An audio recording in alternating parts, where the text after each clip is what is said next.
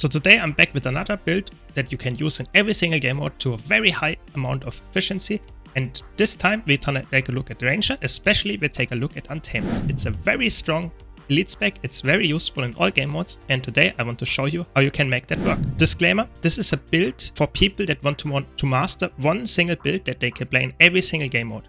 So it's not perfectly optimized in one single game mode, reaches around 90 to 100% of the efficiency of the normal meta build in those game modes, but is just using a single build that you can easily learn, and you can still play PvP world versus world while still having a very crazy good PvE build as well. So with that much out of the way, let's start with the gear. So we're playing Untamed with Hammer and Spear, in PvE at least, where you want to have full Berserker stats with Impact and Force Sigil. That's just the best damage option. You want to go full Berserker armor with Superior Rune of the Scholar again. If you can afford infusions, go for power infusions, but it's of course not necessary. For trinkets, you also go with Berserker. For your relic, you want to go with Relic of the Thief for a little bit more damage. You can swap that if you need more healing to Relic of Sakiros, but you should not need that because that's a DPS build for instance content. So if you play this solo, then I would go to Sakiros. If you play it in a group, I would go with Relic of the Thief. If you want to have a very strong solo build, be sure to check out that video in the top right hand corner, where I have a very optimized solo build for Untamed. That's probably the best solo build out there. So for consumables, you want to go with Cilantro Lime Sweet Steaks. That's the best option because of the lifesteal and just power and ferocity. If you can't afford the Ascended version, go for Bowls on Sweet and Spicy Butternut Squash Soup. In World vs. World, however, you would swap to Peppercorn Crusted Sweet Steaks just because it's minus 10% incoming damage. That's just very strong there. And for utility consumables, always go for Superior Sharpening Stones, the best option, or something that gives you a similar amount of stats. For gear changes that you want to do for World vs. World, I would run the exact same setup. The only thing that I would change is that you would always go with either Relic of Sakiros or with Relic of Iskarion, for example, or Relic of Firework. Those three can work very well. But of course, if you want to stick to the same relic, Relic of Thief works decently well too. For weapons, that's the only thing that I would change. I would run Spear all the time, but I probably would drop the Hammer for a Sword Mace, just for more defensive capabilities and also very nice mobility as well in the kit. So that's typically what you would do, and you would also swap Cleansing and Energy on sigils for more defensive stuff. But you can of course make Hammer work as well. It's not like it's a game breaker. So for the traits and for the pet, you want to go with Marksmanship, Skirmishing and Untamed. For the pet, you want to go with Jaguar and the Carrion Devourer. In Marksmanship, you just get some nice Fury, Might and Swiftness when you swap, and it's a blast finisher. That's probably the most important part here. Get some nice vulnerability application, get some more damage, and you have some nice crit chance with your opening strike, and you get just even more damage, 15% more damage, because that's in PvE always the case, because you fight either disabled foe probably, or you fight a defiant foe, so very strong. Then you get Skirmishing, passive bleeding, not that strong because you don't run any condis.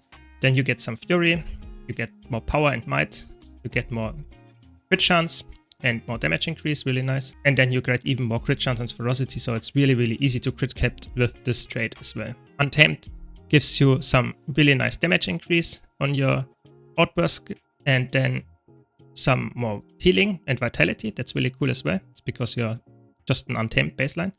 You get some more damage or decrease incoming damage depending on if you are unleashed or if the pet is unleashed. And then you get some nice wounds that can help as well in open world, for example. But even if you're in a group, sometimes the stability that you get is actually quite nice because you can negate mechanics if your support is not doing it. And then for even more damage, you get for Ferocious Symbiosis. If you are solo, I would swap that to Restorative Strikes. It's extremely strong. You get so much healing from this trait, it's crazy. And in a group content, I would probably always go for that because you get so much damage from that. That's the traits for PvE. Now let's talk quickly about the skills. You want always to go with Heal as 1, Storm Spirit and Exploding Spores, just for a lot of damage. Those two you cast off cooldown. And then you have Signet of the Wild. It's just a passive ferocity buff. And then you have Forest Fortification just for some nice stability and a lot of boons if you need it. You just have a lot of damage on all of the skills. That's just it. It's all a lot of damage. If you would use the swap skills, you have a lot of CC, but you typically should always use the unleashed ones because they deal more damage. On your spear, you have some nice ranged auto attack that can also be melee, depending if you are melee or ranged, so really nice. Other than that, you have some nice evades and possibly a daze as well, and some really high damage skills. You have some nice unblockable damage, and you have some nice just vulnerability and a high amount of damage. And your 5 skill is also giving you stealth and changes your other skills to become even stronger, so be aware of that combo. It's also nice to disengage. Regarding the rotation, so make sure that you are in Unleash Pet and cast your Poisonous Cloud with a Carrion Devourer. Then you go in Unleash Ranger and use your Unleash Thump, Relentless Whirl, and Unleash Savage Shockwave, followed by an Unleashed Wild Swing. Then you weapon swap to Spear.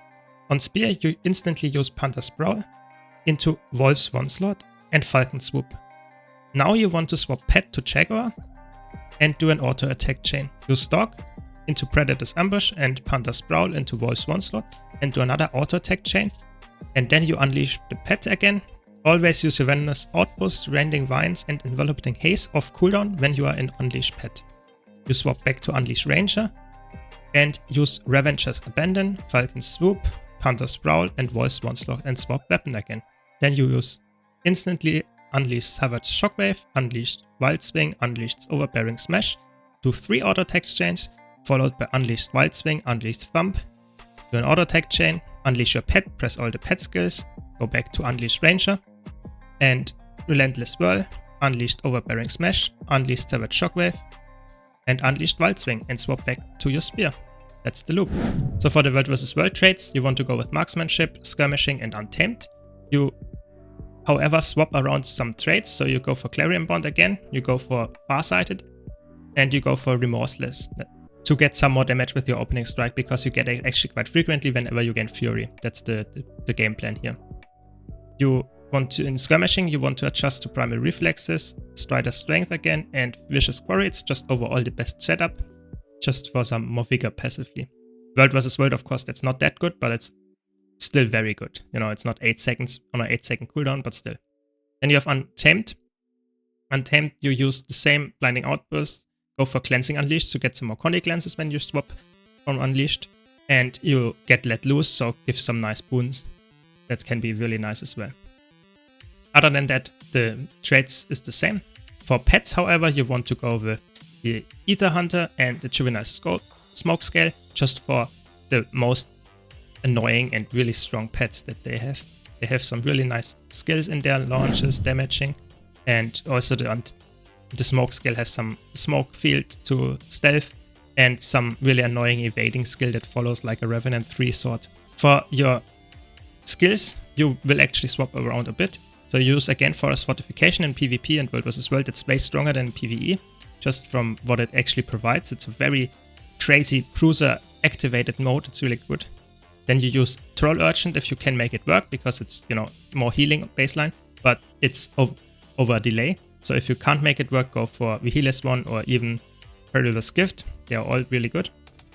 And then go for Protect Me for Stun Break and some nice Berry and Protection, really, really good. Then you go for Signet of the Hunt. You can use it for your passive, but it's more used for the active because it gives you super speed, and that's the cool thing. You actually make the next 10 attacks unblockable for 6 seconds.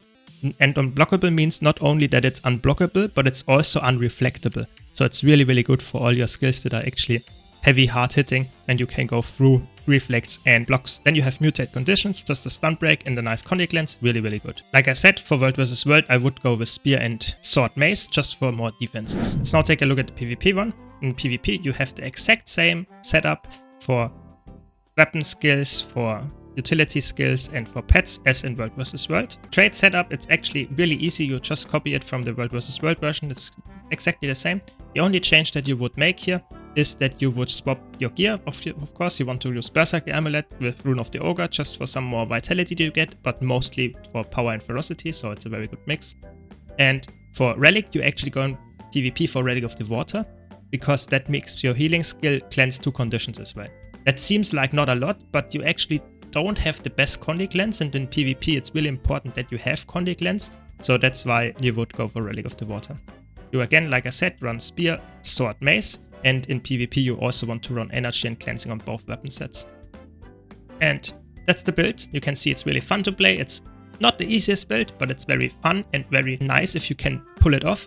And it's, I would say, very, very strong in every single game mode. And you can see Untamed is on top of the charts of all my tier lists almost in any game mode. So this build brings it all together in one single build. So this is really, really good. And I hope you enjoyed it as much as I do. If you did, be sure to leave a like and subscribe for more content like this. Thanks a lot for watching. Thanks to all my supporters on YouTube, Twitch, and Patreon. Thanks, Malice. Thanks, Lane. And I hope to see you all in the next video.